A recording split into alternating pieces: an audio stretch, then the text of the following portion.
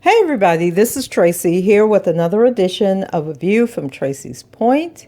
And today we are going to go over the testimony of Demetrius Smith. And before we get into Demetrius' testimony, we are going to, well, I'm saying we, okay, me. I am going to share with you all testimony from two witnesses that worked for the Cook County Clerk's Office, and they are going to be explaining the process and the procedure for how to get a marriage license. And I know that I told you guys about this, just brief overview in my prior video about Demetrius Smith, but here I'm going to, give you the full reading of when he was on the stand, which was Friday, August 20th, and then he resumed on Monday, August 23rd, prior to Ariel taking the stand. But before we get into that, I also want to let you all know that I have the first day of Ariel being on the stand, and as I have stated in previous videos, because I never know who's new watching a current video that I'm doing who may want to go back, and that is no more transcripts are being released at this time. They stopped releasing transcripts effective Tuesday, August 24th, and so I don't have those transcripts as of yet. And once they re-release them or start back releasing transcripts, then hopefully I can get some of those for you. And also exhibits. People have been asking me about the pictures that are in the video reel that is running through my videos. And so some of those videos, okay, so we have images of R. Kelly. So you guys know who R. Kelly is. And you know that those are him in those videos. Then we have the court renderings, and the court renderings are illustrations that are created by a sketch artist who is letting us know what's going on in the courtroom. And because the courtroom is closed, it's basically the lawyers, the prosecution, the judge, the witness, and the jurors. Those are the people that are in the courtroom. Everybody else are in overflow rooms, and they're watching the proceedings on a television screen. And so you have these artists who are illustrating what's going on.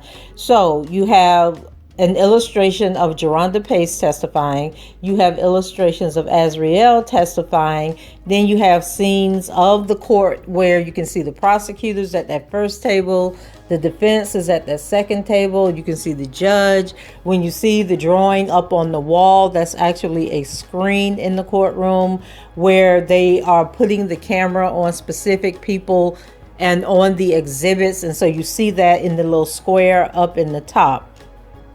Then there are other pictures that are exhibits. So just like they have stopped issuing the transcripts, they've also stopped issuing exhibits. And so the exhibits are basically images that the government, when I'm reading the transcript to you, I'm saying to you that this is exhibit X number, blah, blah, blah. This is exhibit, blah, blah, blah. And so those are the images. So when you see people that look like they're in, they've been booked in jail, like they're standing up against a brick wall, those are people that have talked to investigators and who are now on the stand testifying. So you have, the person who's posting those exhibits is a reporter, so he didn't break down who are in those images. So I don't really know who's in those images. I just know that those are exhibits that were presented at the case. And I do know that one is of R. Kelly and his doctor, the Dr. Graff or McGrath, Chris McGrath, who testified about the whole, that he has herpes. So that is one of the people. It's the white guy who's in the picture with R. Kelly. And then you can tell that he is one of the people that's in the mugshot looking images. Then another person, I believe, is the Anthony Navarro guy. So remember, Anthony, looks different, I guess, from when he worked for R. Kelly back in the early 2000s. And so he's one of the people. Then there was a Tom Arnold guy who testified. And so just try to line it up. I don't have the definitions, the descriptions. It's just evidence that was put into the case, and I dropped it into the video. And then the other images are self-explanatory. It's people outside the courthouse who's coming to the courtroom. It's the lawyers, it's the attorneys, it's the supporters waiting to get in for that day. The images are just there for visuals. They're not there to prove anything. It was just to show that, hey, we're talking about the case. This is what's going on outside the courtroom. This is the sidewalk chalk or art that's being done. It washed away. Here is the new images. So the videos aren't telling a story. They're not really. The images are not telling a story. It's just all relative to the case. So please don't take too much stock into what's going on in the video. And then another thing people were asking me, well, they weren't asking me, a lot of people have put in the comments that Azriel's testimony was impeached, and they're acting as though because the testimony was impeached, or it mentions impeachment, that's like a really, really bad thing for Azriel, when in honesty it's not. And so I pulled up a document from the Indiana Law School and basically explaining what impeachment is. And so it says, impeachment, the general rule, any party may impeach the credibility of any witness with evidence suggesting that the witness's direct testimony is unworthy of belief. A witness's testimony may be unreliable for three quite different reasons. A, the witness may be deliberately lying and therefore knowingly committing the crime of perjury. It happens, but people willing to commit crimes in front of judges are rare. B, more likely the witness is trying to tell the truth but happens to be mistaken because he or she saw the event incorrectly, has forgotten parts, misinterpreted what the witness saw, etc. And I think that is more in line to what's going on with Azriel. And then C, the witness may be telling half-truths, exaggerating parts, or omitting details out of embarrassment, love, anger, political beliefs, or other emotions. And that too would be Azriel. And so it goes on to say, impeachment does not consist of asking the witness directly to admit to being a cold-blooded liar or to admit that the witness has remembered something incorrectly. The liar would not admit being a liar, and the honest but mistaken witness will not know that he or she is mistaken, so neither will admit to being wrong if asked. Impeachment is the process of introducing circumstantial evidence that suggests to the jury a likelihood that the witness does not understand the need to tell the truth, is mistaken, is incomplete, or is lying. Impeachment evidence is subject to the basic principle of relevance and may be excluded if its probative value on the issue of credibility is substantially outweighed by its prejudicial effect. And then 2, impeachment usually involves the use of otherwise inadmissible evidence. The impeachment rules concern the use of otherwise inadmissible evidence, such as hearsay and acts of bad character, for the limited purpose of impeachment. For example, evidence that the defendant has a criminal record may be admissible solely to impeach. A statement obtained in violation of Miranda may nevertheless be used as prior inconsistent statements to impeach. A hearsay statement that a witness disliked the defendant may be admitted to show the witness's bias. Evidence that the defendant is covered by liability insurance is admissible to show the bias of a witness who works for that insurance company. If the evidence is independently admissible because it fits a hearsay exception or is relevant to resolving the main issues, then the rules of impeachment do not apply. This means the rules of impeachment are usually invoked in response to an objection. And so it sounds like what you guys are talking about is Canik is objecting to something that Ariel said. And then the example that's given here is question: were you convicted of armed robbery in 2012? Defense: objection, prior criminal acts are irrelevant character evidence under Rule 404. And then the prosecutor might respond: we are offering this as impeachment evidence under Rule 609. And then further down, they start talking about some other stuff, but I thought they went into, let me find the other information about impeachment in this document. Okay, so we're pretty much talking about prior inconsistent statements, right? So under prior and inconsistent statements, it says under common law, a witness may be impeached by proof the witness has contradicted himself or herself through evidence of prior acts or statements that are inconsistent with testimony given on direct examination. It is important to remember that the relevance of inconsistencies is that it undermines the credibility of all statements, not that the earlier statement is likely to be the more reliable.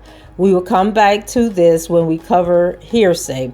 And so I guess that was in another class that they were doing. So there is no federal law, there is no federal rule about self-contradiction, but many states have adopted rules about it. The usual foundation is, and so this is in state courts because it doesn't really apply to federal court. And it says, 1, the cross-examiner must direct the witness's attention to a specific assertion made on direct examination that would be the subject of the impeachment. Example: now on direct, you said the traffic light was red. Is that red? Is that right? One cannot use a prior statement to impeach a witness's omission, uncertainty, or lack of memory because those are not inconsistencies. 2, the attention of the witness is directed to the time and place where and the person is whom the inconsistent statement was made. Example: do you remember giving a deposition at my office on July 8th, 2015? So they may have given the deposition, but they may not have remembered the date correctly. Then 3, the content of the prior statement is disclosed to the witness in any reasonable manner, and the witness is asked if she or he made the statement. Commonly, it is quoted by the attorney. In that deposition at page 25, didn't you say the light was green? Then in 4, if the witness admits making the statement, the questioning can go no further. Intrinsic evidence of the inconsistent statement is not admissible. The cross-examiner may not double prove it by also introducing or having the witness read the writing containing the inconsistent statement. And then 5, if the witness denies or does not remember making the statement, and if the statement is on a material issue, then the cross-examiner may introduce intrinsic evidence of it, a written statement, a deposition, or a person claiming to have heard an oral statement. Intrinsic evidence is not permitted if the matter is collateral. And so this is basically the rules in state court. And according to this document from the University of Indiana's law school, that there are no federal rules that deal with impeachment. So basically what it will boil down to is that when the jury gets the case, then Judge Donnelly can say to them that you can disregard the statements that so-and-so has made, or she could come back later and say that they are to strike the testimony altogether. But, there's not going to be an arrest of Ariel for perjury or anything like that. They're either just going to say disregard her testimony about A, B, C, and D, or they're going to say strike all her testimony from from deliberations, or they could go in there and say it's up to you to determine, that there were inconsistencies in her testimony, so now it is up to you to decide when she was telling the truth and when she wasn't telling the truth, and whether you want to disregard that testimony in your decision of guilt or innocence.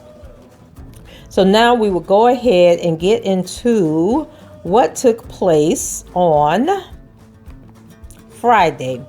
And so we're going to start with Donnelly talking, and she says, I think it probably makes sense to take our lunch break now because the last witness has finished talking.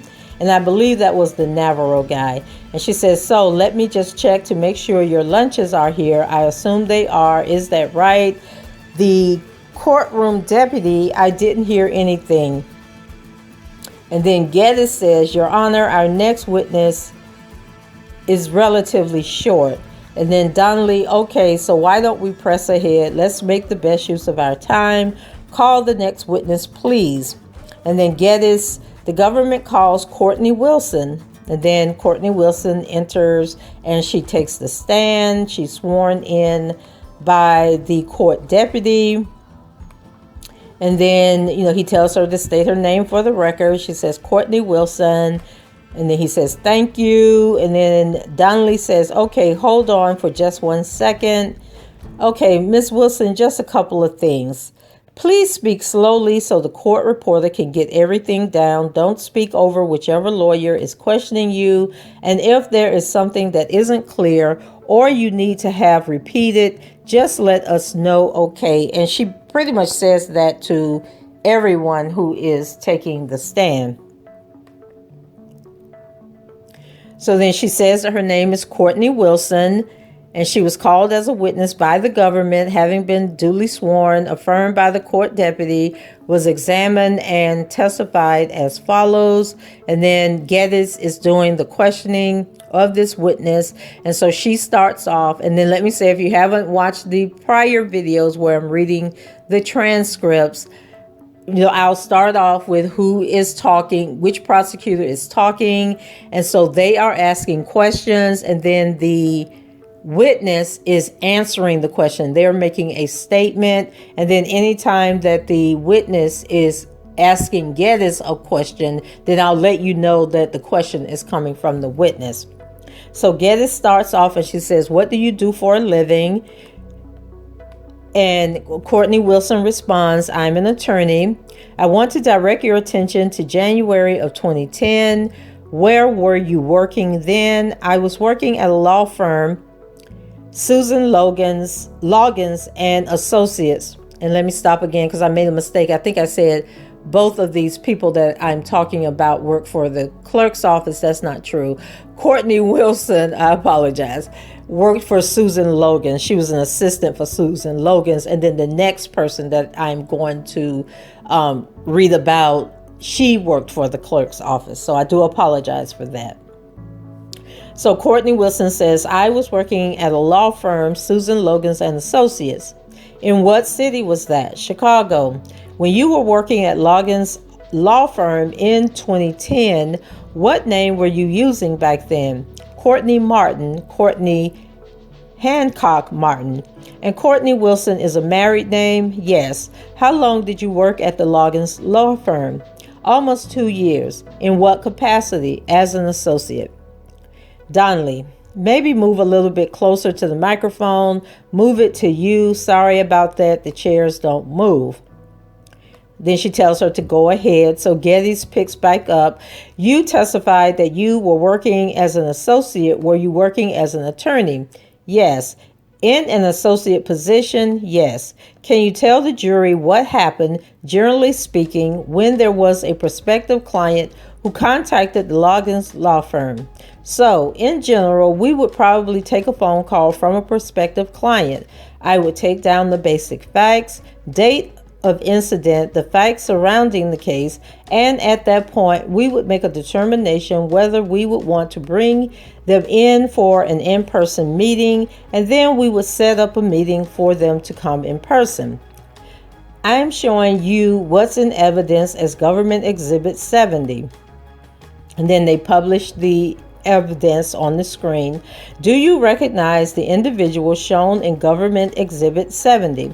Yes. Who is that? Geronda Pace. And how did you meet her? In a client intake meeting. Do you recall the date that you first met Miss Pace? It was in January. Of what year? 2010. And I'm showing you, the witness only, what's been marked for identification as 3500-CW1. And I'm going to show you the first page, and then I am going to show you the second page. Does that refresh your recollection as to the particular date in January when you met her? January 27th of 2010? Yes. And at the time that you met Miss Pace, do you recall what name she was using? Geronda Johnson. And did you subsequently learn her last name as Miss Pace? Yes. Where did you first encounter Miss Pace? At the law firm, at the office. And what were the circumstances under which you encountered her? A new client intake. Did you conduct that new client intake? Yes. And what was that in person? Yes. What, if anything, did Miss Pace say to you occurred on January 18th to the 21st of 2010? And then Canick says objection. And then Donnelly, sustain. Then Geddes, Your Honor, may we approach? Donnelly, yes. So a sidebar is held outside the hearing of the jury. And the following sidebar took place outside the hearing of the jury. Donnelly, what's the basis for this? Geddes, prior consistent statements on the part of Miss Johnson. Yesterday she testified about a journal entry, but it was unclear on what date that journal entry was prepared. Miss Wilson is going to testify that she met with her on January 27th, and she's only going to testify about two things. The fact that Miss Pace said the defendant was calling her, and what Miss Pace said occurred on January 23rd of 2010, showing that it was just 4 days later where she described what happened. And she also will say that she used her t-shirt to wipe off the defendant's semen. And so is one additional part that was not introduced in the journal entry. Donnelly, how long ago, how long after the last date she saw the defendant was this? Geddes, 4 days. Donnelly, 4 days. It is pretty similar to what came in yesterday, to which was no objection. And then Farinella, so long as I can cross-examine the witness on the entire document. Geddes, the government objects. Farinella, well then. Donnelly, well hold on. Geddes, she is testifying solely about prior consistent statements. You did not cross-examine Miss Pace or give her an opportunity to explain any other statements to the extent that you are going to assert that there are prior inconsistencies, and therefore eliciting them now is completely improper. Farinella, but I am allowed to ask her about the information that she took down specifically in the report without any characterization. Donnelly, no, that is the same thing. The question is, Farinella, and then Donnelly, the question is you can't cross-examine her about anything that she wasn't confronted with because the witness has to be given an opportunity to explain. Farinella, oh, I understand that. So long as there's a connection to Miss Pace's direct testimony. Donnelly, so the issue with a prior inconsistent statement is it can only come in if you have confronted the witness, Miss Pace, with the inconsistency. I perused the statement. I don't know what's in it. I don't know that she has to be confronted with the inconsistency in this particular document or if it can be something else. I think it can be. Geddes. Even so, she was not confronted in any way on any inconsistencies that are set forth in this document. During cross yesterday, there was some confrontation about whether she said that the defendant said she should act 25 instead of 21. That's not referenced here. Farinella. But then Donnelly, hold on. Geddes, is there something else you want to say? Geddes. And I think there was one other inconsistency about, honestly, I can't recall, but there was one other inconsistency that she was confronted on. Those aren't in here. So what consistency is set forth in here that, and then Farinella cuts her off and says, there's a number, Geddes, that she was confronted on. Farinella, I have actually pointed them out in the transcript. I can point to them.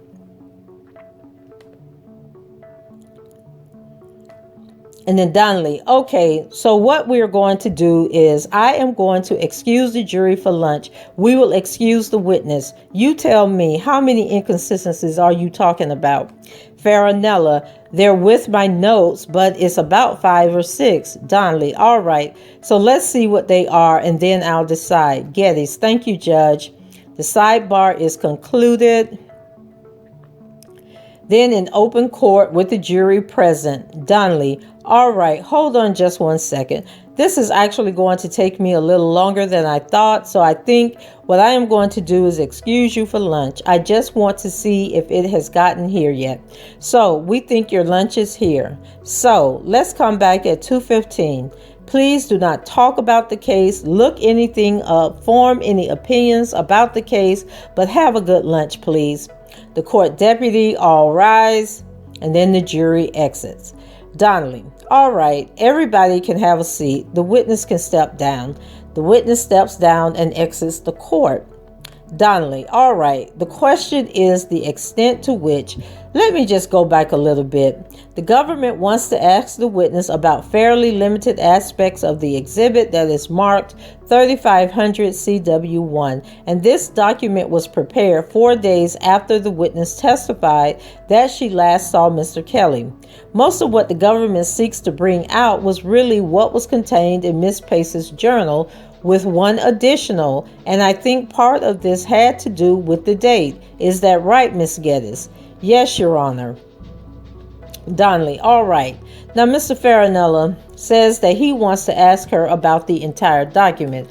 I mean, I don't know why you would want to do that with some of these questions, but he wants to ask about the entire document. But 5 different aspects of it, is that correct, Mr. Farinella? Approximately, Your Honor. Donnelly, and what are the areas? Because just to be clear, the rule is, as you know, the rule is that to bring out a prior inconsistency, the witness, Ms. Pace, has to have been confronted with the inconsistency. Farinella, correct, Your Honor. Donnelly, for example, X. You never told X. Farinella, yes. Donnelly, so why don't you identify those inconsistencies that Miss Pace was confronted with? Farinella, so Miss Pace was confronted with, first, she was asked about whether or not Mr. Kelly had left the Chicago area. And in this item, it talks about June 3rd, June 5th, June 12th, June 13th, June 14th. Miss Pace testified specifically, do you know where Mr. Kelly went in June 2009? And she said yes. Geddes, and Miss Geddes asked where, and she said South Africa. Donnelly, okay, and so you want to bring out the fact that she told these lawyers that she was with him on various dates in June. And just from my quick perusal of this document, those dates that she says she was there were June 3rd, June 12th, June 13th, and June 14th, correct? Farinella, correct, Your Honor. Donnelly, and so you want to cross-examine. You have no problem with that, do you? Geddes, I only have a problem with it, but I don't think is a proper number one. I don't think there's anything inconsistent about this statement because, Donnelly, it is not all of June. It is not all of June, but besides that, you don't have any problem with it, right? Geddes, if he's going to say, isn't it true that Miss Pace told you that she was with the defendant on June 3rd, June 12th, June 13th, and June 14th, I have no problem with that one question.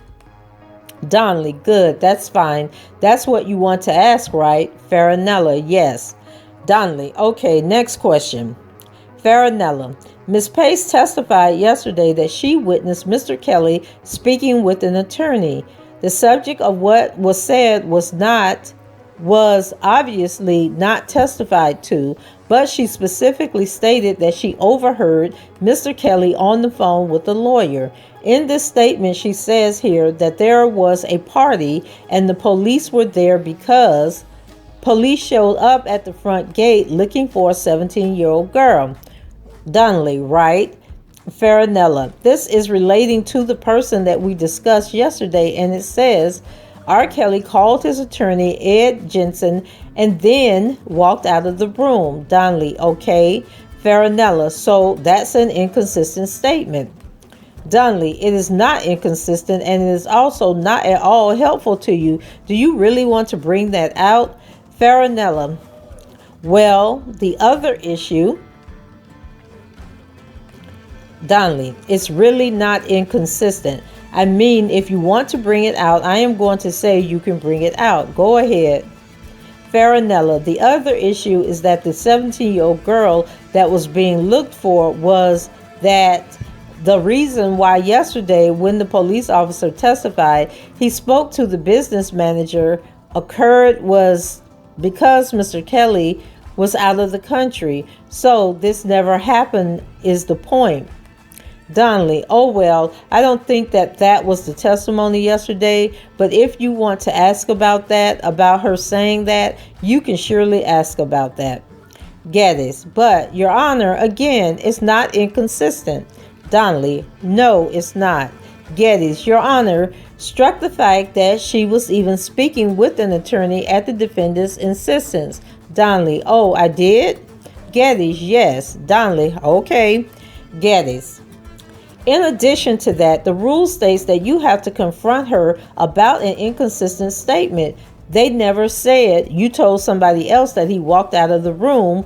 They didn't say that. She never was given an opportunity to explain this prior statement. It is completely improper for them to be able to elicit a prior inconsistent statement without that, even assuming there's any inconsistency here. Donnelly, it is improper, and I didn't realize that I had struck the reference. So you can't do that then. Farinella, you stopped me. I don't. Then Donnelly cuts him off and says, well, it's, and then Farinella cuts her off again and says, I recall looking at the transcript and I don't see that you struck the reference. You stopped Miss Pace from continuing. I'm sorry. Yes, that's fine. Right. Donnelly, so the testimony did not come out because I told her not to say it. Yes, that's what happened. Farinella, her testimony is in the record that he was on the phone with his lawyer and I heard. Donnelly, okay, so that he was on the phone with his lawyer. That's what this says. So it is not inconsistent. Farinella, but she says she was in the room with him while he was on the phone. Donnelly, okay. Farinella, well, then Donnelly cuts him off again. Still not inconsistent. You may have a theory.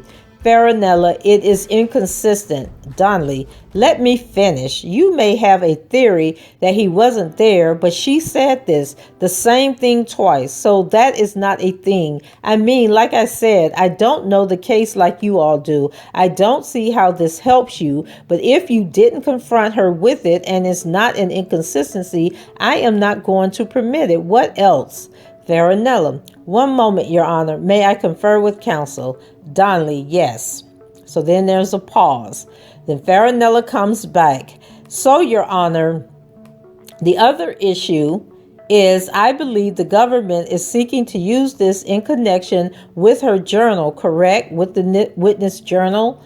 Donnelly, well, the witness was, I think, cross-examined about the contents of the journal. I don't know when she prepared the journal. I don't recall. Farinella, I believe she prepared it. Donnelly, after. Then Canick responds, after. The Donnelly, okay. Geddes, she testified she prepared it when she retained a lawyer. Donnelly, okay. Farinella, and the government's also seeking to use this to corroborate the witness statement with regard to the spit and semen regarding the t-shirt. Donnelly, right. Farinella, okay, the problem is that we should be able to ask the question, are there any notations in your report that indicate that the witness stated that she still has the t-shirt? Donnelly, you can ask her that. Go ahead. Yes, that's fine. All right. Anything else? Farinella, let me just check. Then there's another pause. Then Farinella comes back. If I could just take it over the lunch break, Your Honor. Donnelly, sure, and I hate to keep interrupting you. It makes it very hard for the court reporter when we speak too quickly, and I say that as a reformed fast talker, so just try to slow down, all right? Farinella, I'll make believe I'm in the Midwest. Donnelly, I didn't hear you. Farinella, I'll make believe I'm in the Midwest. Donnelly, all right, okay, let's be back at 2:15. And then Donnelly exited the courtroom, and then lunch recess is taken. And then in open court, parties present, defendant enters the courtroom at 2:23 p.m. Donnelly, okay, so what did you decide you want to do with this witness? Farinella, Your Honor, 1 second. Donnelly, sure. Farinella, so, Your Honor, I would just like to have the opportunity to the last portion that we talked about before we broke, which was the t-shirt. Donnelly, so you want to be able to ask her about it. Farinella, I believe the government's going to ask her about the t-shirt.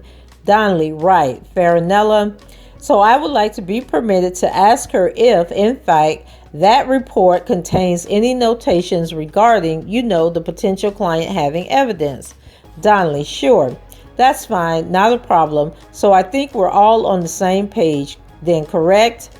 Farinella, yes, Your Honor. Donnelly, good. All right, let's get the witness. The witness takes the stand. Donnelly, then let's get the jurors. Courtroom deputy, all rise. Jury enters courtroom at 2:25 p.m. Courtroom deputy, you may be seated. Donnelly, all right, welcome back. Ladies and gentlemen, we're ready to continue with the direct examination of the witness. Go ahead. Then the courtroom deputy, the witness is reminded that she's still under oath. The witness acknowledges, yes, thank you. And then Geddes picks up her direct examination.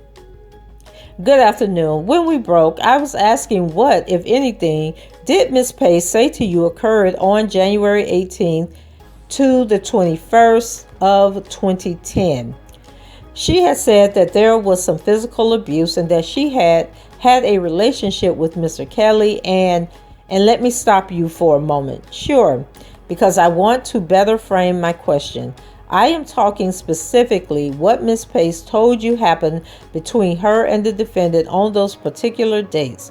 So I think you testified earlier that you met with Miss Pace on January 27th of 2010. Is that correct? Yes. And do you recall specifically what Miss Pace told you happened on January 18th to the 21st of 2010? Yes. What happened? That she had gone to see him, and I think that he had choked her and spit on her, and then they had sex. And I just want to direct your attention to a particular date. As you sit here today, do you remember the particular date that she said that incident happened? No. I'm showing the witness what's been marked for identification as 3500 CW1. And I'm going to direct your attention to this paragraph right there where my pen is pointing. Can you take a look at that? Yes. And let me and let me any if that refreshes your recollection. Donnelly, you just have to focus it there. And then Geddes says, and I can bring it to you if that's easier. That's fine. I can see it. January 23rd.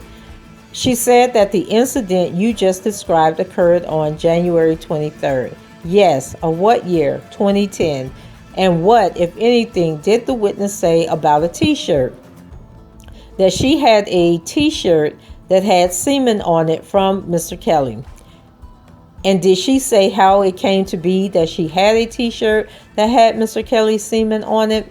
That she had used the t-shirt to wipe it off. Wipe it off what? Her body. From an incident that happened on January 23rd? Yes. Geddes, nothing further. Donnelly, all right. Cross-examination. Farinella, yes, Your Honor.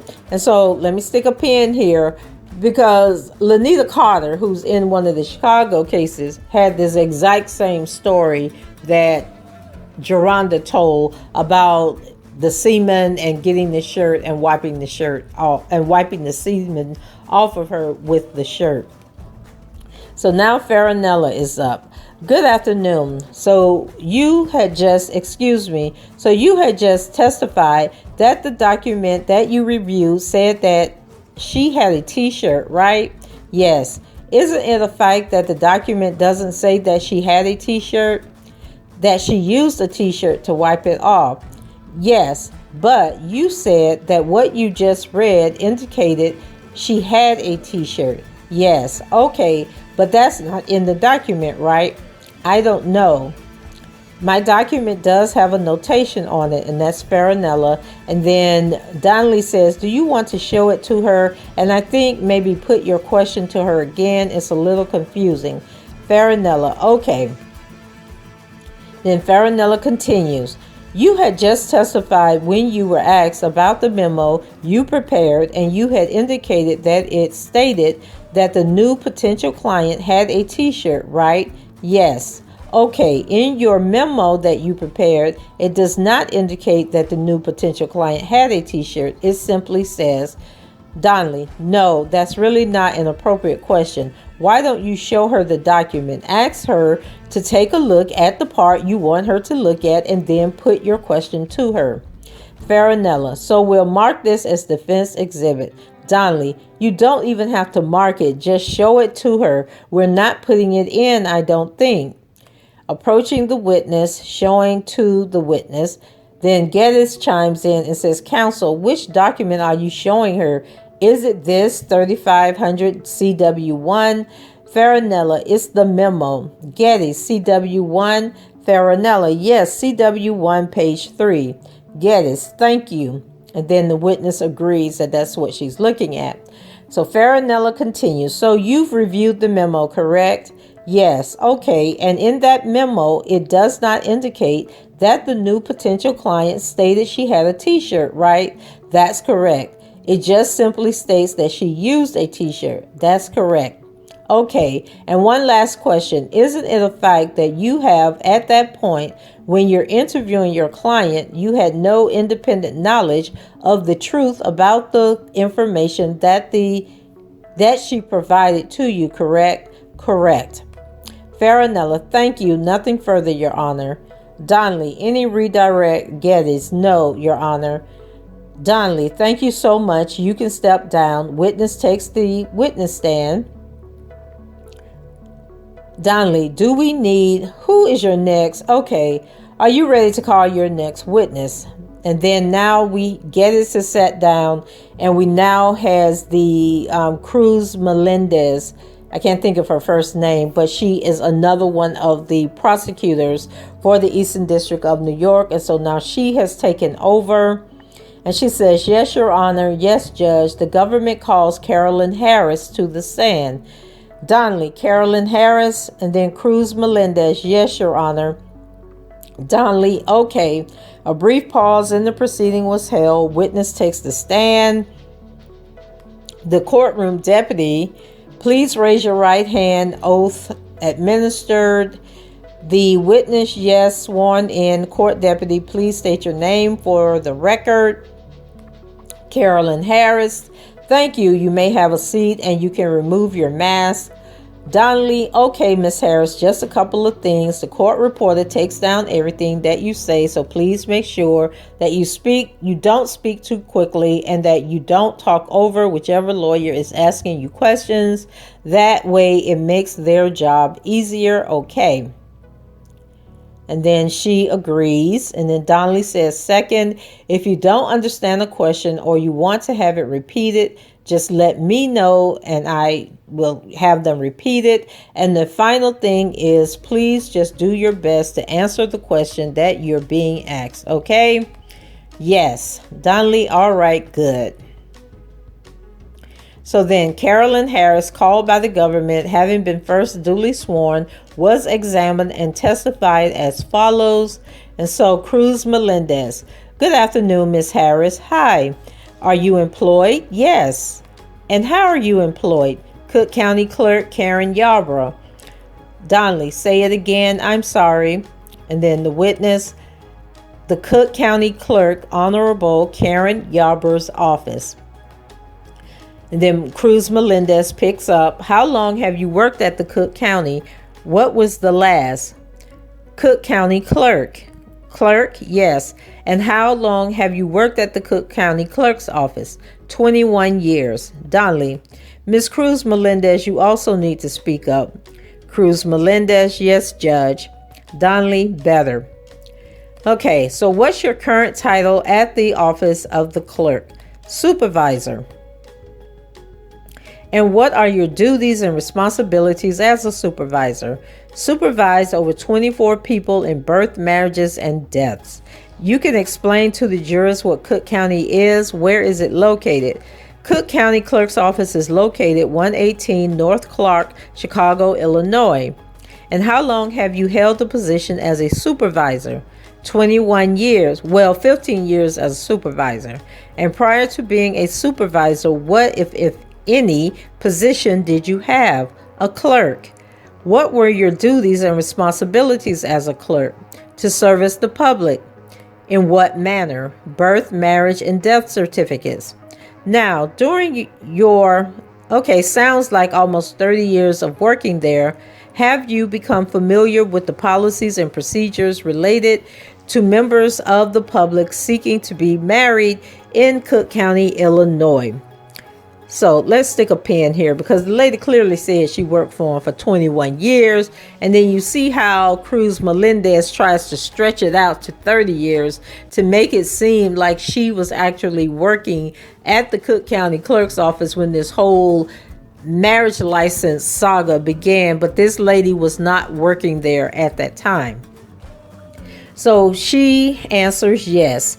And then Cruz Melendez, and in that capacity, as part of your work as a clerk and then later as a supervisor, are you familiar with the documents generated by the Cook County Clerk's office related to marriage? Yes. And are you familiar with the procedures that were in place in 1994 as well?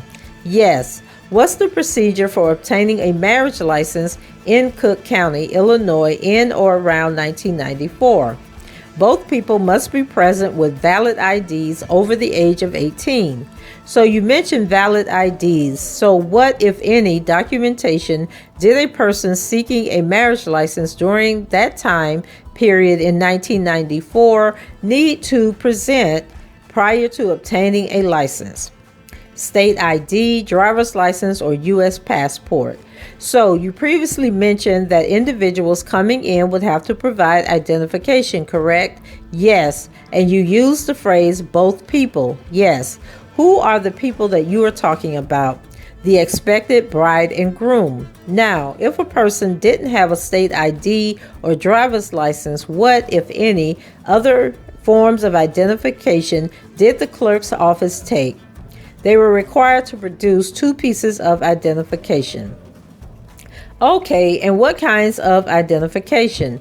Birth certificate, consular card, foreign passport. Anything else? No. Does the Cook County Clerk's office ever accept baptism records? Oh, I'm sorry. Yes. What, if any, eligibility requirements existed in 1994 with respect to individuals seeking to get married in Cook County, Illinois? What was that? Eligibility requirements. Well, you had to be 18 and older, and as we also accept minors, but they must be accompanied by adults. When you say minors, how old of a minor must you be? 16 or 17.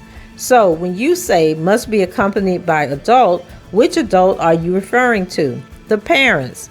The parents of the minor? Yes. Generally speaking, now and in 1994, how could an applicant prove their age? By the ID.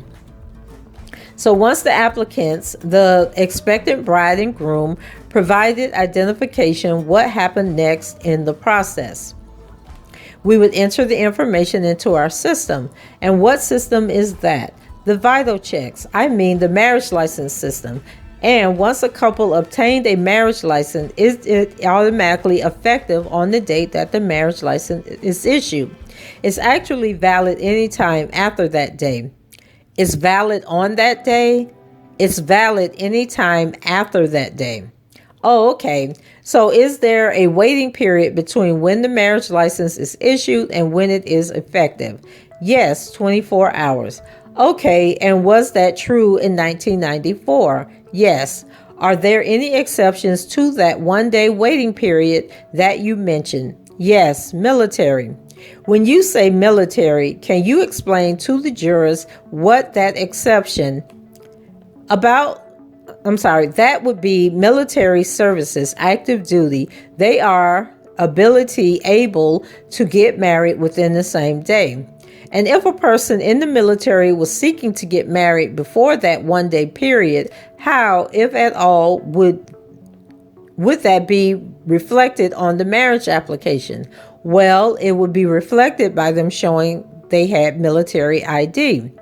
Okay, what, if anything, would happen if a couple was married on the same day that their marriage license was issued if they were not military personnel? We would actually conduct the customer. I don't know what she means by conduct. She says we would actually conduct the customer. Okay, so then Cruz Melendez asked her, what would you say to the customer? Okay, so maybe she's saying contact. I don't know. So her response is they would have to come back in and redo the marriage. So does that mean that their marriage would be void? Yes. And how long is a marriage license effective? It's valid for 60 days. And was that true in 1994? Yes. Now, when the expected bride and groom, the applicants, then she pauses. First, let me ask you this. Once an application is drawn out and a marriage license is issued, do they receive a copy of marriage license?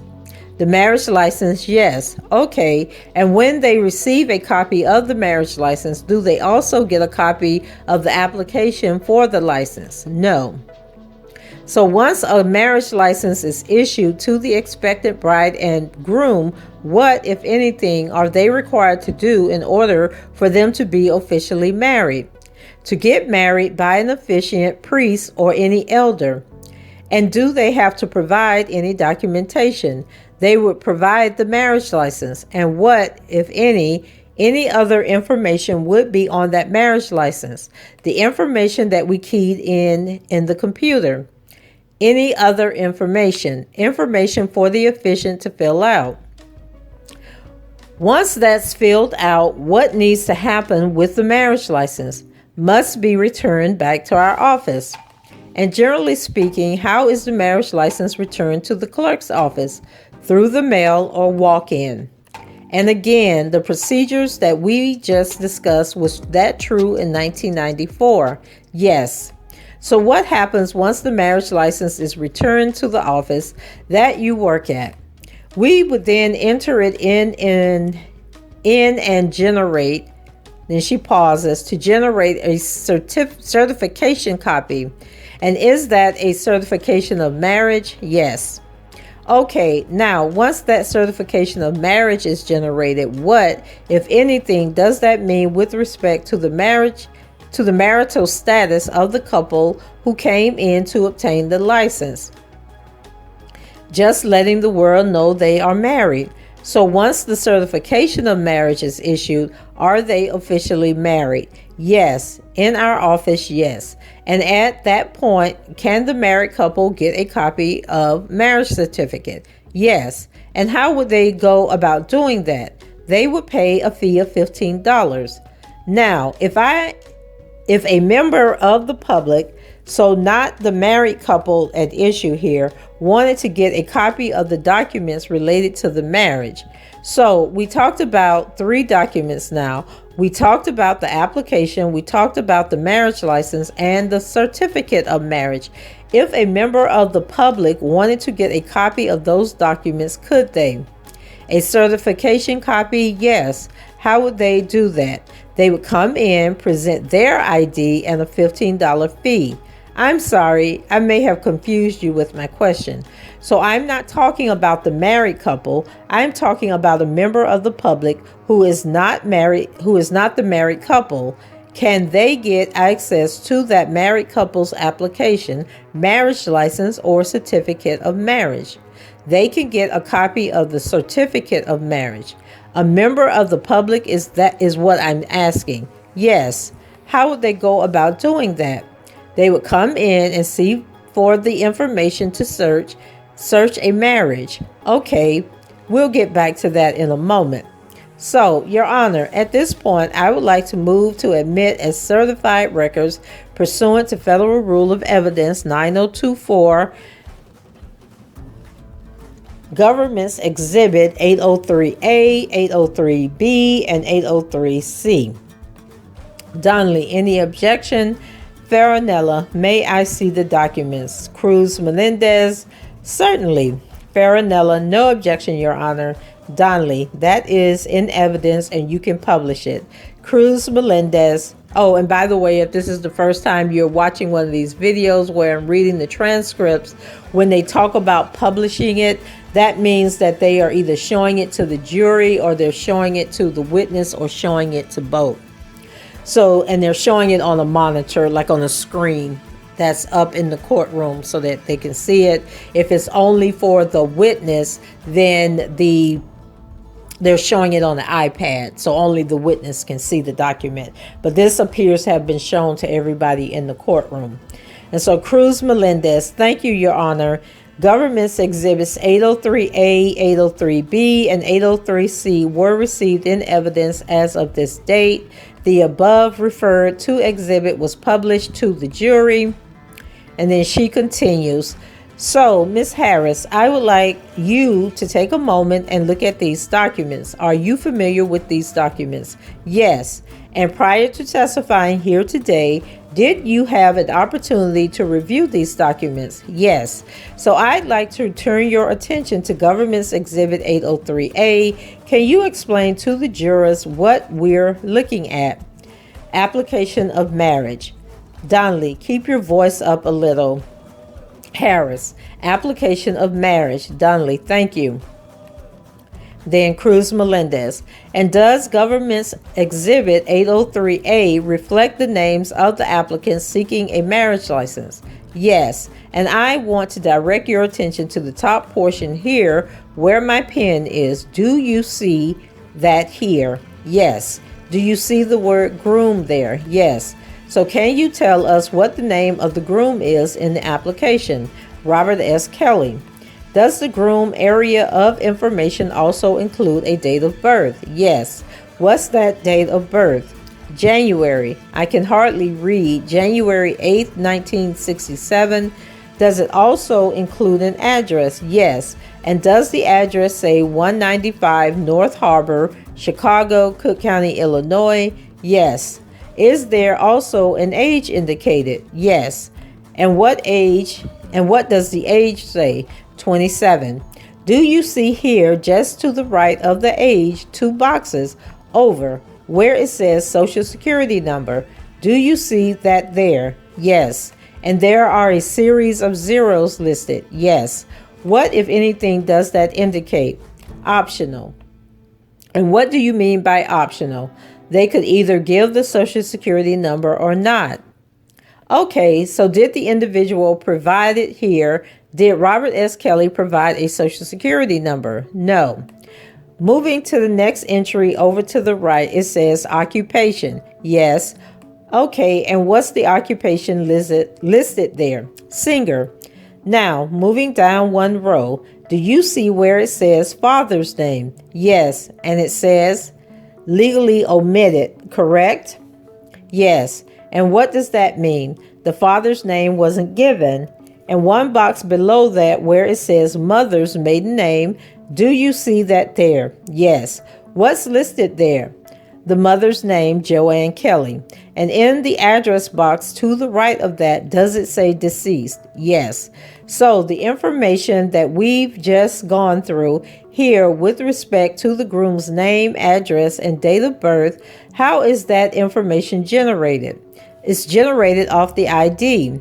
The identification provided by the groom, yes. Okay, so I'd like to now your attention a little further down in the section that says bride.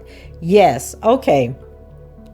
Do you see that there? Yes. What name is listed for the bride's name? Do you see that where my pen is? Yes. What does it say? Aaliyah D. Holton. Holton? Yes.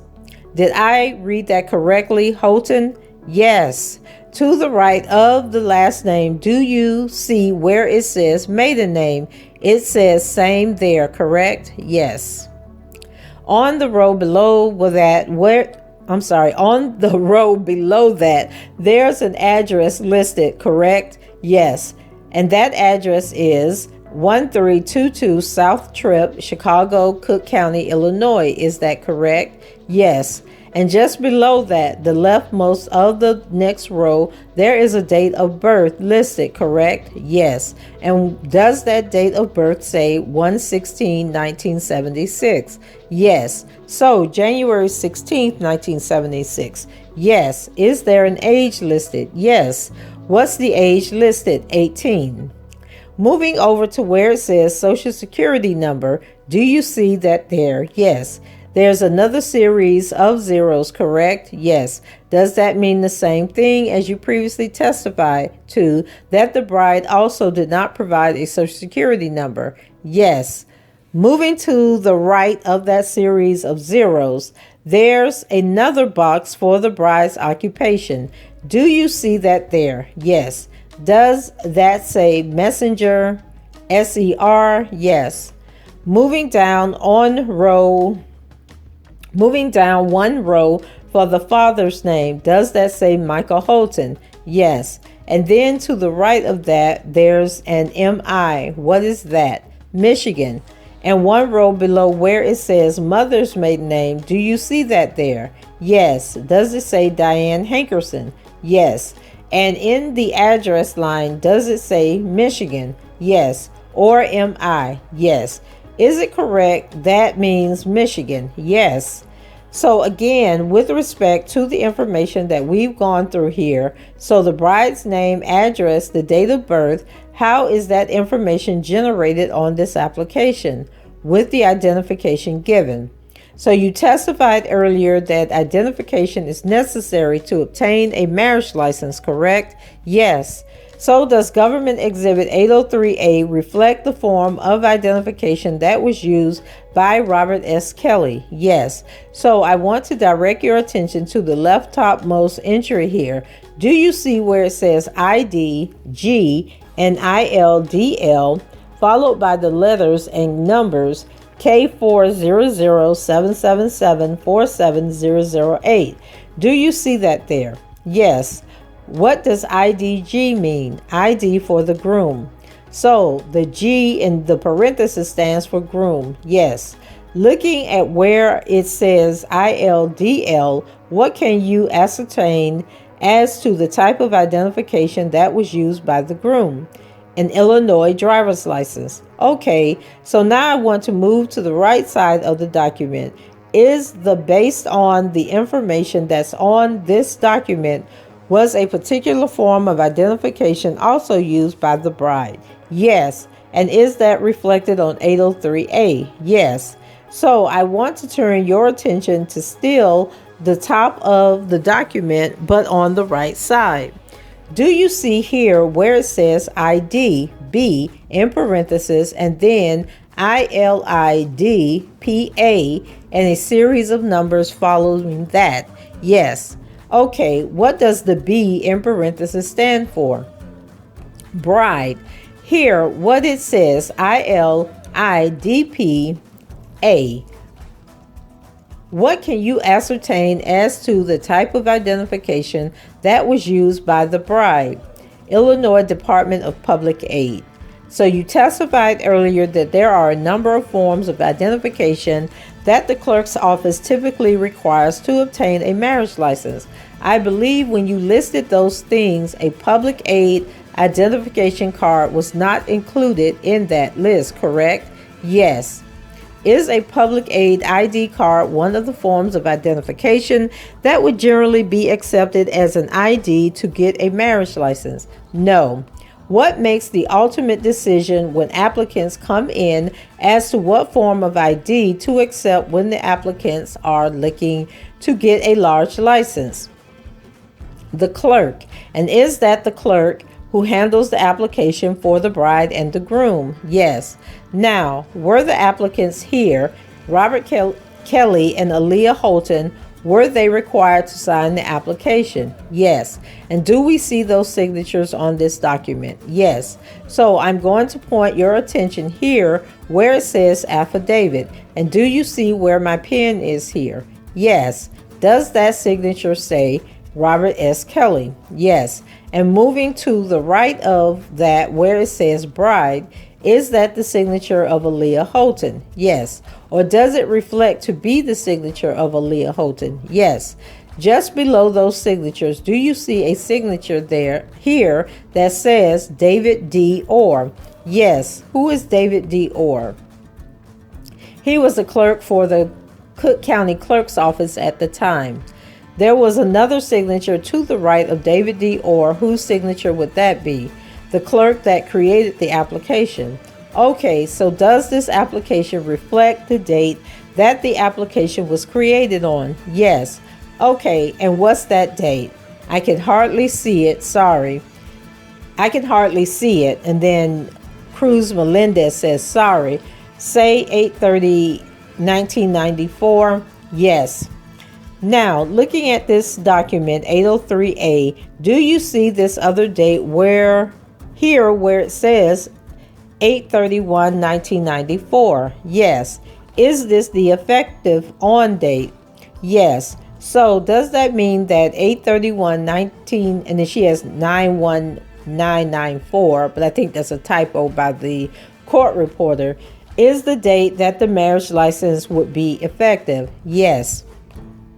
So you previously testified the applicants, once they obtained their marriage license, they would have to wait until 8/31/1994 in order to be married. Yes. So you explained to the jury earlier that after submitting an application, that is a general matter, a marriage license is then issued. Based on your review of the documents, was a marriage license issued for Robert Kelly and Aaliyah Holton? Yes. I'm directing your attention to Government Exhibits 803B. Can you explain to the jurors what we're looking at here? A marriage license. And how is the information on the marriage license generated? From the application. Okay, so taking a look at the document here, do you see here the name Robert S. Kelly? Yes, and it says Robert S. Kelly of Chicago in the county of Cook and state of Illinois, of the age of 27 years. Did I read that portion correctly? Yes. And Aaliyah D. Holton of Chicago in the county of Cook and the state of Illinois, of the age of 18 years. Did I read that correctly as well? Yes. How long after applicants fill out the marriage application is the marriage license generated? Applicants, and the Harris lady is asking Cruz Melendez a question. And then Cruz Melendez replies, so the applicants fill out the application or have an application generated, correct? How long after that is a marriage license generated? Once the officiant marries them. I'm going to back up for a second. So we have an application. And the couple fills out the application. Yes. Okay. And then I believe you testified that the Cook County Clerk's Office then generates a marriage license, correct? Yes. How much time passes between when they filled out the application and when the marriage license is generated? Sorry? Okay, that's okay. It comes right after. Okay, so approximately how long? Push of a button. Okay, so it's fair to say they received it on the same day that they filled out the application, correct? Yes. Now, looking at Government's Exhibit 803B here, what portion of the marriage license is generated by the clerk's office? The top portion. Okay, so is that the typewritten portion at the top of the marriage license? Yes. So looking at the middle area of the marriage license here on Government's Exhibit 803B, what's the date that the marriage license was issued? August 30th, 1994. And turning back for just a moment with respect to 803A, is that the same date that the application was filled out? Yes. So directing your attention once more to Government's Exhibit 803B, I'd like to start at the top of the document here on the right-hand top corner. Do you see here where it says Maywood? Yes. And what does that signify? Where they applied for the license. And is Maywood an office what is that? Yes, it's one of the satellite offices. For the Cook County Clerk's Office, yes it is. And just below that, its number and then the numbers 9428588. What is that? Marriage license generated that day. So that's the marriage license number, yes. And here we see what says return date and then September 6, 1994. What's that date? The day it was returned back to our office. So that return date, that September 6, 1994, would that date have to occur before or after the couple gets married? After. I'd now like to turn your attention to the bottom third of Government's Exhibit 803B. This information here, who is required to fill out that information? The officiant. Okay, so the handwriting here is filled out by the officiant. What's an officiant? Pastor, minister, elder. So the person who presides over the marriage ceremony. Yes. So looking at Government's Exhibits 803B, where it says print name of person officiating, what does that say there? Nathan J. Edmond. And to the right of that, does it say Elder Nathan J. Edmond Sr.? Yes. And it says below that, hereby certified that Robert S. Kelly and Aaliyah D. Holton were united in marriage by me at 6501 North Mannheim Road, Rosemont, Illinois, the County of Cook and State of Illinois on the 31st day of August, 1994. Do you see that there? Yes. Is there a signature there that reads Nathan J. Edmond? Yes. And then address below that says 8515 South Indiana Avenue, Chicago, Illinois, 600619. Now, zip codes are typically 5 digits, but we got 6 digits here. So I'm assuming that she double typed 0 maybe. And then she corrects Melendez and says 60619. And then Melendez continues and says, and that address, is that the officiant's address? Yes. Okay. And the address above that where it says, were united in marriage by me at 6501 North Mannheim Road in Rosemont, Illinois. What address is that? Where the marriage took place. So I want to turn your attention now to Government's Exhibit 803C. Can you explain to the jurors what Government's Exhibit 803C is? It's the certification of marriage. How is the information on the certification of marriage generated? generated off the marriage license. So I like to first start with the top of the document where it says license number. Do you see that there? Yes, it reads M199428588. Do you see that number? Yes. Okay, what does the M stand for? Marriage. And then the first four numbers, 1994, what does that stand for? The year. I'm sorry, just let me finish the question. I'm sorry. No, it's okay. 1994, what is that? The year. So 1994, yes, okay. And is that followed by 9428588? Yes. And just for a moment, putting up government's exhibit 803B, is that the same number listed here as the marriage license number, 9428588? Yes. So moving down the certificate, it says the groom's name as Robert S. Kelly. Is that correct? Yes. And the age is listed as 27. Yes. It says the bride's name, Aaliyah D. Holton, age 18. Is that correct? Yes. And again, how is that information generated? It's generated from the marriage license. The date of marriage is also listed here. Is that correct? Yes. It says August 31st, 1994. Is that correct? Yes. How is that date generated? From the marriage license. And when it's generated on the marriage license, and when you say generated from the marriage license, turning your attention back to 803B, the dates of the marriage license, where was that located? The lower part is the officiant box. So that's that handwritten date where it says the 31st day of August 1994. Yes. Who fills this portion out? The officiant. Continuing down the certification of marriage, it says, were you united in marriage in the county of Cook and state of Illinois in a religious ceremony by Nathan J. Edmond? Did I read that correctly? Yes. And then it says the officiant title elder at site of ceremony, Rosemont, Illinois. Did I read that correctly as well? Yes. Okay, and again, how is that information generated? It's generated from the marriage license. Then Cruz Melendez continues, and from the handwritten portion, that's filled out by the officiant. Yes. And just below that, it says date recorded September 6, 1994. Do you see that? Yes. What does that mean? The date it was returned and recorded. What was returned and recorded?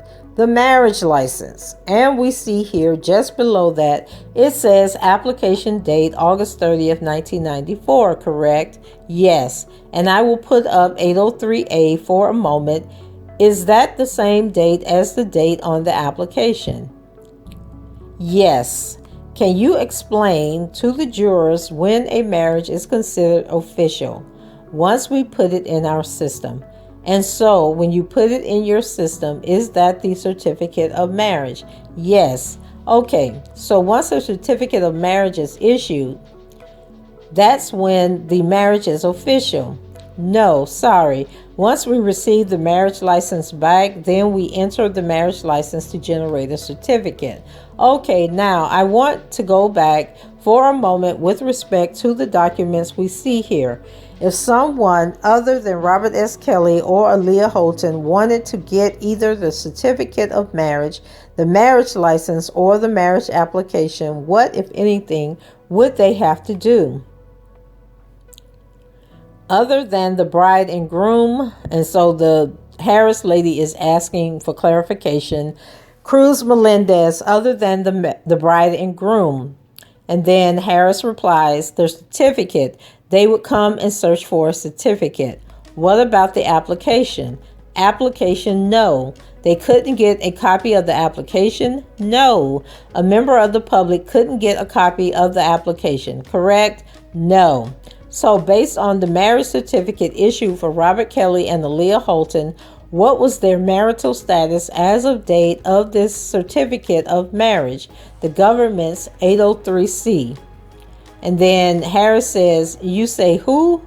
And then Melendez says, the groom, Robert S. Kelly and Aaliyah D. Holton, once their certificate of marriage was issued, what was their marital status?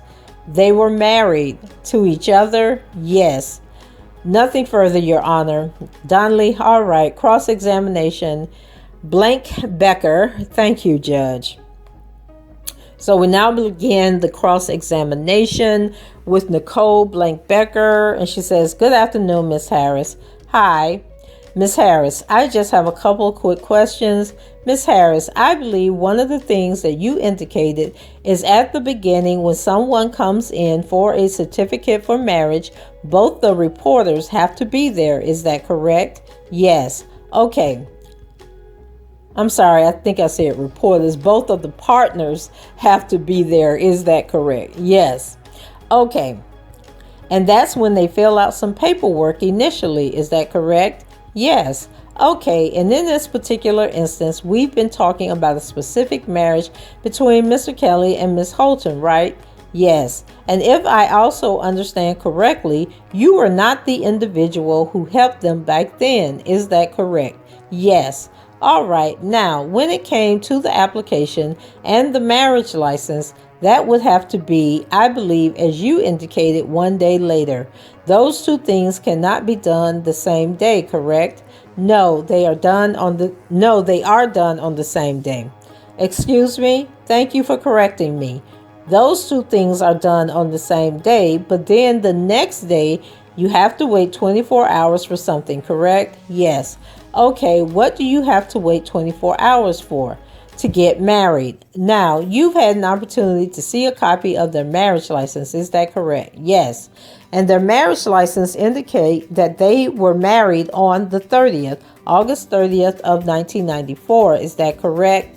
The marriage license indicated they was married August 31st.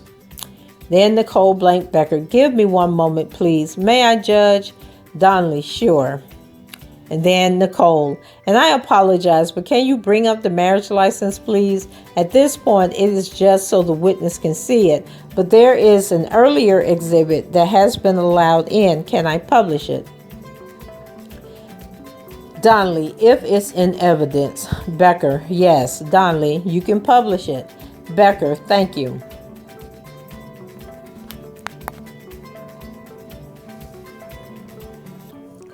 Okay, so then Becker continues after thanking Judge Donnelly, and she says, this is the marriage license that you had a chance to see. Is that correct? Yes. Just for the record, Government Exhibit 803B. And on this marriage certificate, there is an indication on here that when it come to sort of in the middle where it has a date, that would be, which is the 30th. That's the date. Tell us, what's the date of what? Cruz Melendez, Your Honor, I'm sorry to interrupt. I just want to clarify. It's the marriage license, not the certificate. Blank Becker, I apologize. You are correct. Donnelly, okay. Then Becker, marriage license. Towards the center of the marriage license, there's a date there that says August 30th. What is that date? The date they applied. That they applied for it, which would have been the day before the actual license, correct? Yes. Okay. Is there ever a timestamp that's given? No. So earlier when you said it had to be 24 hours, how do you determine if it's 24 hours or not? We advise them that the marriage license is valid any time after that day. Okay, it's not necessarily a 24-hour thing. It's just if it's a Monday, it's got to be Tuesday, the following day, not necessarily 24 hours. Yes, thank you. And was that also true back in 1994? That's how it worked? Yes. Now, you were asked some questions about the certification of marriage. Remember that? Yes. Okay. And in fact, that was another exhibit that was looked at. There's no reason to have more than one certification of marriage. Is that correct? What? To obtain let me be more specific. The certification of marriage that we had a chance to see, that's sort of a final documentation. Is that fair to say? Yes. All right. And there's only, strike that. And the certificate of marriage, which I apologize. Okay. And the certificate of marriage, which is what I am showing on the Elmo currently. On the bottom right, there is a number there that says 6002844. Is that correct? Yes. What does that number refer to? The paper number. Paper number meaning what? I apologize. The paper number, the count of the paper. And if you could explain to us what you mean by that, the count of the paper. Meaning from 1 to 600. Whatever the thousands, the paper, does it have significance? Meaning that does that number correlate at all to the fact that this is the certificate of marriage for these two individuals? No. Okay. That number has to do with, you're saying, just something that has to do with when it's processed. Just a paper count. Paper count? Yes. So there could be a variety of different people who could print it out with a different number on the bottom right. Is that what you're saying? Yes. Got it. Thank you. So then Blank Becker continues, Miss Harris, I don't have any additional questions. Thank you very much. Donnelly, any redirect? Cruz Melendez, I just want to clarify two things, Your Honor. Donnelly, sure. So then Cruz Melendez, redirect examination. Ms. Harris, on cross-examination, I think Ms. Becker stated that the marriage license occurred is generated a day after the application. Is that correct? No. When is the marriage license created with respect to the application? The same day. And again, looking at the marriage license, which is Government Exhibit 803B at the bottom, we talked about this on direct examination. There's the date that the ceremony occurred according to the marriage license, correct? Yes. Does the Cook County Clerk's Office do any independent verification with respect to the actual date of marriage? No. So with respect to the certification of marriage, I will put that back up on the screen. That's Government Exhibit 803C, where it says here, date of marriage, August 31st, 1994. Again, is that coming straight from the handwritten information provided by the officiant on the marriage license in Government Exhibit 803B? Yes, thank you. Then Cruz Melendez, nothing further, Your Honor. Donnelly, any recross? Blank Becker, no judge. Thank you. Donnelly, thank you so much, Miss Harris. Thank you. Step down. Then the witness says thank you, and she steps down. And then Donnelly, it's now a good time to take our afternoon break. Okay, ladies and gentlemen, we're going to take our afternoon break, 15 minutes, I think. Please don't talk about the case. I'll see you in 15 minutes. The court deputy, all rise, jury exits the courtroom. In open court, jury not present. Okay, so we're going to stop right here because Donnelly is going to have like a little brief meeting with everybody. And so there are so many things that I felt that the defense could have asked about this. Like they could have asked the clerk, where is the person who actually took this information from whoever came into the office? Like, why was that question never asked? Okay, like, why are you here giving this testimony and not the person who actually handled this marriage license and this marriage certificate? Were they one and the same person?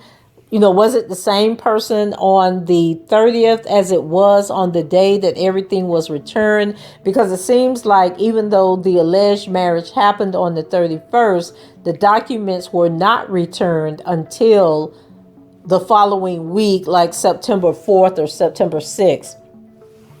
So where is that person? Are they still alive? If they're deceased, seem like they would have said the reason the person isn't here is because they have passed away.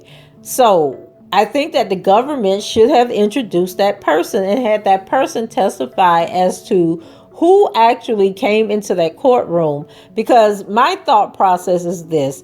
Aaliyah at the point was getting ready to release this Age Ain't Nothing But a Number album, right? Her first release. there was buzz around her because she was working with Robert Kelly. Like, he was the one that was helping produce this album, written on the album, all that good stuff, right? So you mean to tell me that Aaliyah and Robert walked into the clerk's office to do this marriage application, and nobody in that clerk's office was like, oh my God, that's R. Kelly. Oh my God, that's the singer Aaliyah that he's producing, that's been on all these different, I can't remember what was hot back then. 106 in Park. It probably was the show that was before 106 in Park. But anyway, all these interviews that Robert and Aaliyah had been doing leading up to the release of that album, you mean to tell me that nobody in that clerk's office, nobody else trying to get some information? Now, I don't know how the clerk's office is set up in Illinois. I can only tell you about how the clerk office is set up where I live. And when you walk into that office, there are multiple people sitting at desks.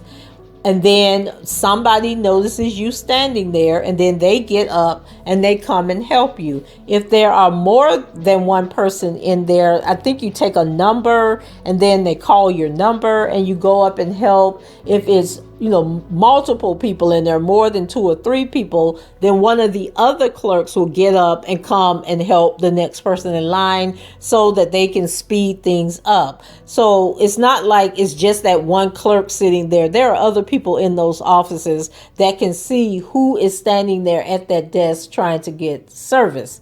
So the fact that nobody recognized Robert Kelly, nobody recognized Aaliyah, is crazy to me. And then where is the elder that performed the service? Now, he might be dead, because if he was an elder, he probably was in his 60s at the time. So that would make him, he would probably be in his 90s now if he is still alive. But once again, did the elder not have a wife?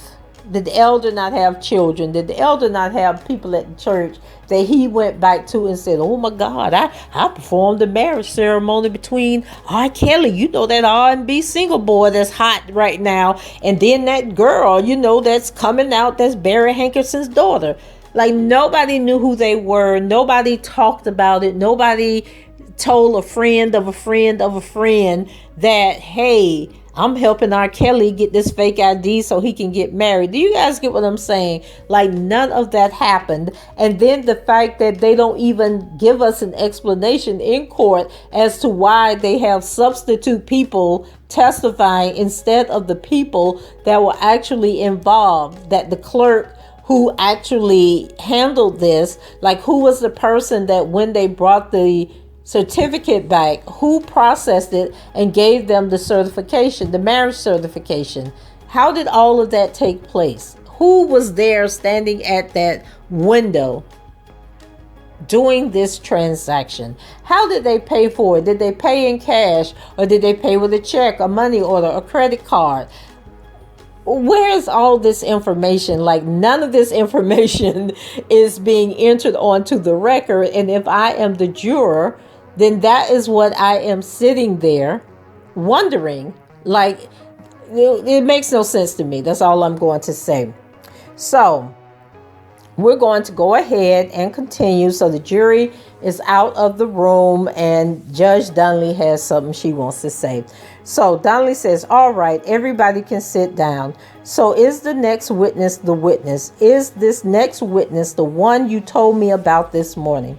Cruz Melendez, yes. Donnelly, can you just put on the record what it is that is this someone that I have signed an order for previously? Cruz Melendez, Your Honor, you haven't signed an order for, but there is an order that's dated October 22nd, 2019. As Ms. Geddes mentioned this morning, we anticipate the witness will assert his Fifth Amendment privilege, and the government is prepared to offer immunity if that occurs. Donnelly, all right. And then Cruz Melendez, and it was signed by Judge Muskoff. Donnelly, okay, so what's the procedure then? I haven't done this in a while. If I remember correctly, you bring him in and I ask him whether he intends to assert his Fifth Amendment privilege. Is that right? Cruz Melendez. We can certainly do it that way, Your Honor. Or I can ask a question and see if he asserts his Fifth Amendment. Donnelly, but outside of the presence of the jury. Cruz Melendez, yes, outside the presence of the jury. Donnelly, I'm sorry to interrupt you. And then the immunity includes immunity except for perjury. Is that right? Cruz Melendez, that's correct, Your Honor. Donnelly, just put on the record what the conditions of the immunity are. Cruz Melendez, it was my intention to read the order, Your Honor. Donnelly, great. Cruz Melendez, so I would ask, I think the simplest thing, Your Honor, is when the witness comes in, if you would like to ask the witness if they intend to assert his Fifth Amendment privilege. Donnelly, okay, who is the witness? Cruz Melendez, his name is Demetrius Smith. Donnelly, and assuming he does, he is going to have an attorney here as well. Cruz Melendez, that's correct. Donnelly, anything else that you want to put on the record about this? Cruz Melendez, nothing further from the government. Donnelly, I simply plan to ask him if he intends to invoke his Fifth Amendment privilege, and then if he says yes, I will tell him that you are going to read the order then. Cruz Melendez, that's correct. Donnelly, and then he will no longer have a privilege to invoke, and I will advise him of that. Cruz Melendez, thank you, Your Honor. Donnelly, anything from the defense on this subject? And then Canick responds, no, Your Honor. Donnelly, all right. So why don't we take our break, and then we will handle this in about 10 minutes, okay? So then the recess is taken. The deputy says, all rise. And then Donnelly is back in the courtroom, and she says, everybody can sit down. All right, shall we bring in the witness? I'm sorry, Miss Cruz Melendez, can you tell me his name again? And then Cruz Melendez says, Demetrius Smith, Your Honor. Donnelly, okay, and I take it his lawyer is with him. Cruz Melendez, yes. Donnelly, who is the counsel? Melendez, Suzanne Marcus. Then the court deputy, please remain standing. Donnelly, Miss Marcus, do you want to stand next to the witness? Is that helpful? And then Miss Marcus says, sure. Donnelly, then the court deputy, please raise your right hand. Then the witness is sworn in. And then the deputy, state your name for the record. Demetrius Smith. Demetrius Smith, called by the government, having been duly sworn, was examined and testified as follows. Donnelly, Mr. Smith, just have a seat. There is a microphone right there. I'm going to ask you a couple of questions. I'm told if you are called to testify, you plan to assert your Fifth Amendment privilege against self-incrimination. Is that correct? Yes, I don't want to be here, period.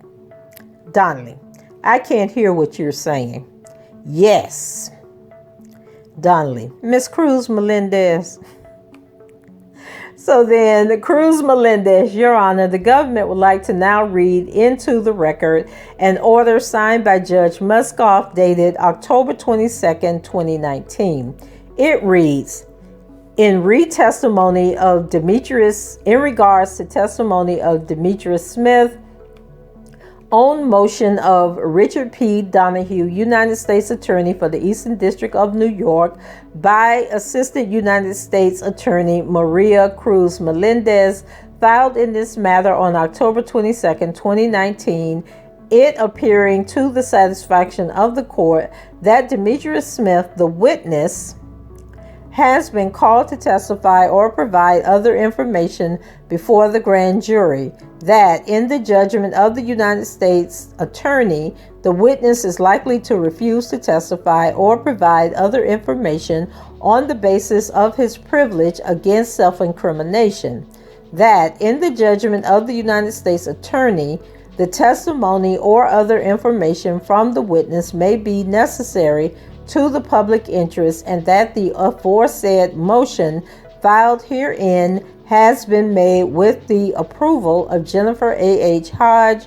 acting Deputy Assistant of the Attorney General of the Criminal Division of the United States Department of Justice, pursuant to the authority vested in her by Title 18, United States Code Section 6003B, and Title 28 Code of Federal Regulations, Section 0.175A.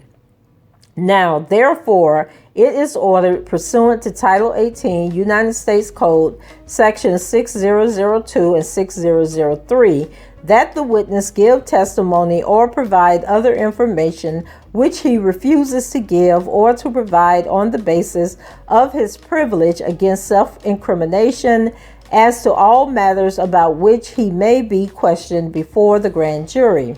And in any further proceedings resulting therefrom or ancillary thereto. It is further ordered that pursuant to Title 18, United States Code, Section 6002 and 6003, no testimony or other information compelled under this order or any information directly or indirectly derived from such testimony or another information may be used against the witness in any criminal case except in a prosecution for perjury, giving a false statement, obstruction of justice, or otherwise failing to comply with this order.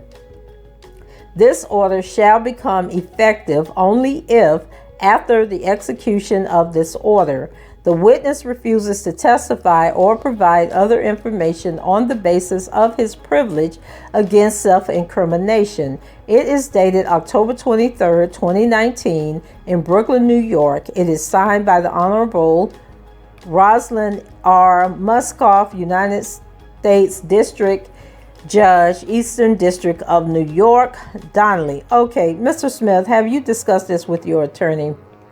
I do have a question for you right now. Donnelly, speak to your lawyer about it, okay? And so then there's a pause, and then Demetrius comes back. She is telling me stuff, but I don't understand it. Donnelly, so I'm going to give you a little more time to consult with your lawyer, but the bottom line here is, if you have invoked your Fifth Amendment privilege against self-incrimination, and I know you know what that means, correct? Yes, I was told that was given to me, offered to me, but I didn't want to be here anyway. But, Donnelly, well, you would be in good company. There are lots of people who don't want to testify, but that's really not the question. The question is now that the government has secured an order signed by another district judge in this courthouse that if you testify, you cannot be prosecuted for anything that you talk about. All right. So you don't have, well, you can't take the Fifth anymore because they have an order that you have immunity from prosecution. So you have a good lawyer here with you. She will explain what that means to you, but the bottom line is that you have to testify about those things that you were concerned that you could yourself face prosecution for. Do you understand that? Yeah. I don't feel like I did on the first prosecution for, so why do I have to testify here? Do you want to speak with your lawyer for a minute? And then Miss Marcus speaks up. May I have a moment? And then Donnelly is like, yes, go ahead, child. So there's a pause. And then Geddes gets up. Your Honor, can I address something? Donnelly, of course, you can take your mask off. Geddes, Your Honor, previously admitted Government Exhibit 241, subject to connection. That was that blue t-shirt that Miss Pace identified as one that she had used to wipe semen from her face. The government is prepared to call 2 witnesses next week who will testify that there was, in fact, semen found on the shirt and the semen matched that of the defendants. Your Honor, previously admitted subject to connection, but I believe it should be admitted, period, because the witness identified it as the t-shirt that she used to wipe off the defendant's semen. The defense counsel claimed that they wanted to challenge the chain of custody, but any challenges to chain of custody go to weight, not to admissibility. The government is planning to call additional witnesses who will establish a chain of custody, but I want to be able to call the DNA witnesses next week, and I'm not sure that those other custody witnesses are going to testify before them.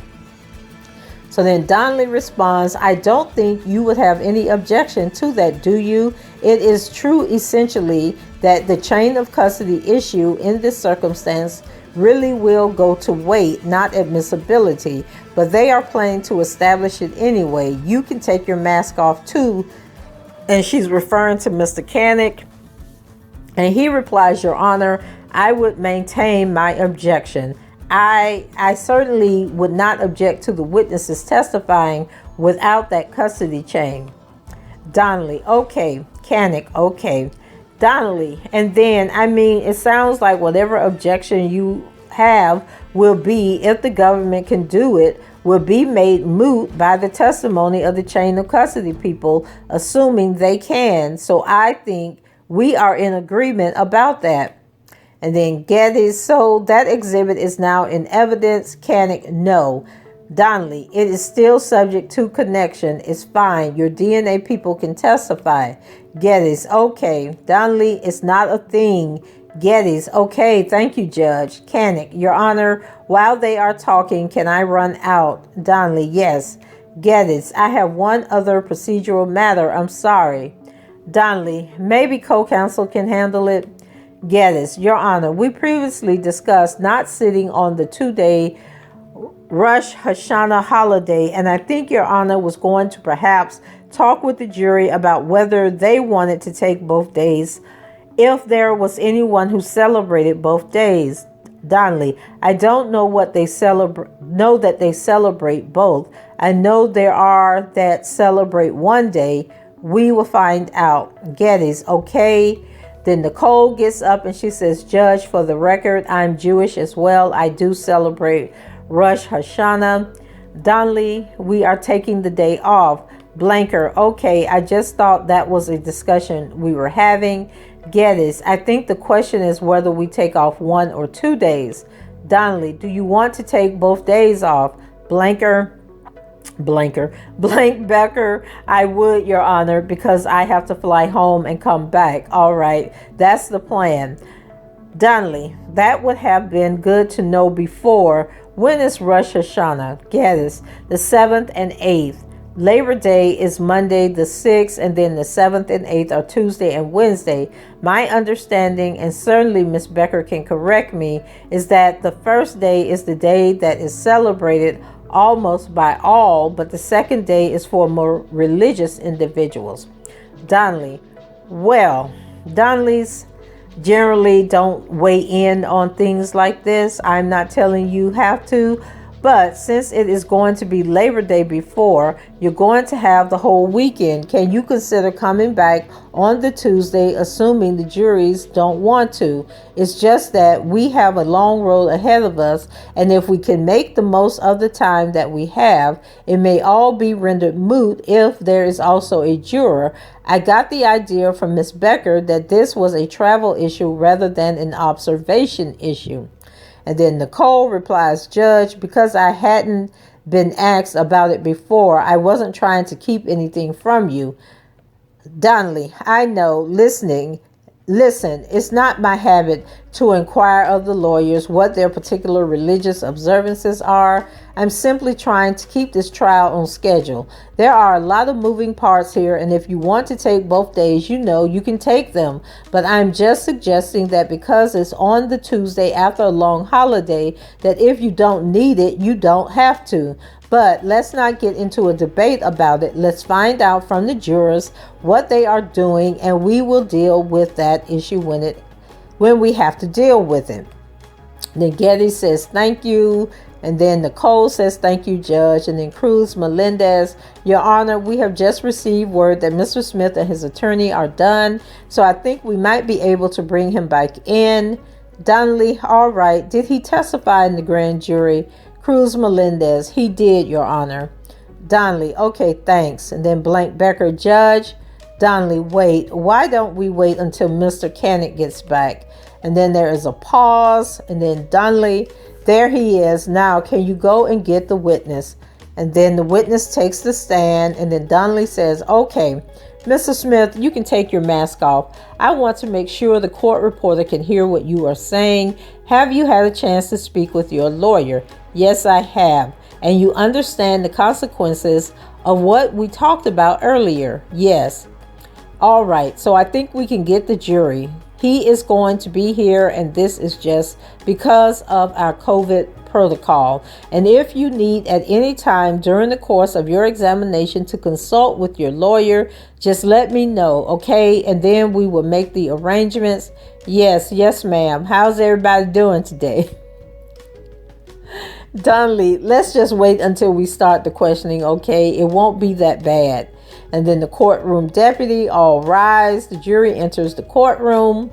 The courtroom deputy, you may be seated. Donnelly, all right, ladies and gentlemen, we are ready to continue. Are you ready to call your next witness? Cruz Melendez, yes, Your Honor. The government calls Demetrius Smith. And so I am going to stop this right here. We are at a almost 2-hour mark, and so I don't like the videos to go over that long. So we're going to stop here, and then I will come back with the rest of Demetrius Smith testimony. But go ahead, leave your comments below, rate the video. Let me know what you think about the Courtnay Wilson woman stating that Geronda Pace wrote the journal at the insistence of Suzanne Loggins. It wasn't like she was keeping the journal. I don't think she had a journal before that. And then what are your thoughts on what was going on at that clerk's office and why we don't have the actual people that were involved in this court case? Why are we getting secondhand information? So go ahead, leave those